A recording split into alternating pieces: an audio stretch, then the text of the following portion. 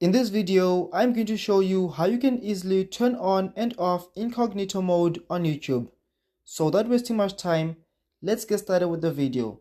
So first up, if you want to turn it on, you can easily click on the About You section, or you can easily click on your profile, whatever you want to call it, click on it.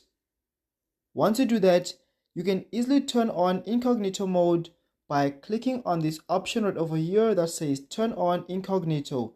So click on it. So as you can see, I've successfully turned on incognito mode, and let's say you want to turn it off, you can easily go back to the About You section right over here, or rather whatever you want to call it, the profile, whatever you want to call it, click on it, and you'll be given the option to turn it off.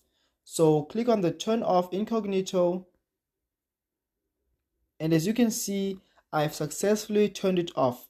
So that's how you can easily turn on and off incognito mode on YouTube. So if you enjoyed this video, please leave a like, comment, subscribe, and I'll see you in the next one.